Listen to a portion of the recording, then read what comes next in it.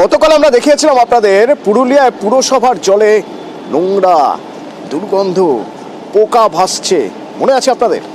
দেখুন সেই ছবি আরেকবার।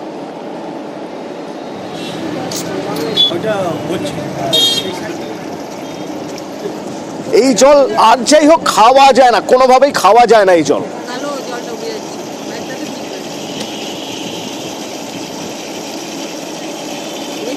গতকাল দিনভর আমরা এই খবর দেখানোর পর গতকাল রাতেই নিজে চলে গেলেন এলাকায় পুরপ্রধান। দিনভর নিউজ 18 বাংলায় এই খবর দেখানোর পর রাতেই পুরপ্রধান চলে গেলেন। জলের পাইপ সংস্কার হবে তাহলে? ইন্দ্র রয়েছে আমার সঙ্গে। ইন্দ্র, তাহলে পুরপ্রধান কি আশ্বাস দিয়ে গেলেন? জল এবার অন্তত খাওয়ার মতো জায়গায় থাকবে কি?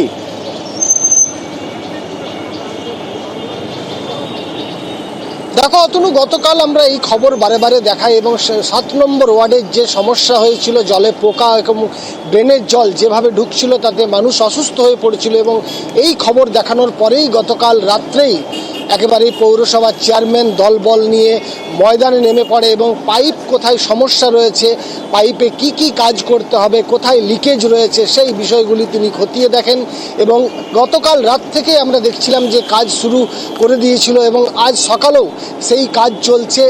আমরা যা খবর পেয়েছি সেই পাইপ যেখানে লিক ছিল সেই লিক তারা খুঁজে পেয়েছে, ফলে সংস্কার হবে দ্রুত। এবং যে সমস্যার মধ্যে পড়েছিল 7 নম্বর ওয়ার্ডের বাসিন্দারা, সেই সমস্যার সমাধান আগামী কাল থেকেই হবে হয়তো, আমরা বুঝতে পারছি। তার কারণ যেভাবে পৌরসভা কোমর বেঁধে নেমেছে আমরা খবর দেখানোর পর, এরপরেই স্বাভাবিক হবে জল পরিষেবা। এবং যে নোংরা আবর্জনা এবং একেবারেই কিলবিল করছিল পোকা, নর্দমার জল যেগুলো দেওয়া হচ্ছিল একেবারেই পৌরসভার নলবাহিত পানীয় জলে, সেই জল পরিষ্কার জল আগামীকাল থেকেই পাবে এমনটাই মনে হচ্ছে। তার কারণ যেভাবে, যেমনটা তোমাকে বললাম, দ্রুততার সাথে পৌরসভা বিষয়টি দেখছে এবং যেখানে যা সমস্যা রয়েছে সেই সমাধানে ইতিমধ্যেই বেশ কয়েকটি একেবারে এক্সপার্ট যারা রয়েছে, যারা জলের পাইপ লাইনে কাজ করবে, একেবারে ড্রেন যেখান থেকে জল লিক করছিল পরিষ্কার করা হবে।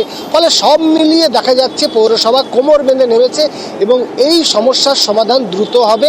অলরেডি এই সমস্যার সমাধান অনেকটা হয়ে গেছে, বেশ কিছু কলে পরিষ্কার জল পড়েছে। দেখা যাক এবার অন্তত 7 নম্বর ওয়ার্ডের মানুষ খাবার জলটা ঠিক মতো পান কিনা। ধন্যবাদ ইন্দ্র। নিউজ 18 বাংলার সংবাদ পরিবেশিত হয়েছে, এই বিষয় নিয়ে খোঁজখবর নিতে এসেছিলেন। তখনই আমি ডিপার্টমেন্টের কাছে খোঁজখবর নিই। অভিযোগটা বেশ কয়েকদিন ধরেই ছিল, কিন্তু যেহেতু এই কালভার্ট ক্লিনিং ছিল না, যার ফলে প্লাম্বার তারা নামতে পারেন, জলের যে লিকটা যেখানে হয়েছে সেই লিকটা তারা সারতে পারেন, যার ফলে আশেপাশে বেশ কিছু কলে নোংরা জল যাচ্ছে, ড্রেনের জল পাইপে ঢুকে যাচ্ছে। তাই আমরা এমার্জেন্সি ভিত্তিতে এই গার্বেজটা ক্লিনিং করছি। আমাদের যে প্লাম্বার আছে তারা ওই জলের লিকেজটা সারবেন, তারপরে নোংরা জলটা বন্ধ হবে। মুড়িগঙ্গার তিমি এবার গেল বঙ্গোপসাগরে। প্রাণী বিশেষজ্ঞরা রীতিমতো টেনশনে পড়ে গেছিলাম যে নদীতে তিমি এলো কিভাবে। বন দপ্তর গতকাল রাতে সেই তিমিটিকে নিয়ে গিয়েছে বঙ্গোপসাগরে। কাকদ্বীপে হুগলি নদীর চরে এই তিমির হদিশ মিলেছিল। পরশুদিন ঘোড়ামারা দ্বীপে তিমির দেখা মেলে। স্থানীয়রাই নদীতে নামিয়ে দেন এই তিমিটিকে। তারপর রাতে নদী থেকে তিমি উদ্ধার করে বন দপ্তর, পাঠিয়ে দেওয়া হলো বঙ্গোপসাগরে। এই মাছগুলো উঠেছে। তিমি তো থাকে, তো এখানে সমুদ্রে থাকে। তা হঠাৎ এদিকে এই আমাদের এই যেহেতু নদীটা আমাদের মজে গেছে, সেই কারণে আজকে তিমিটা এখানে চলে এসেছে।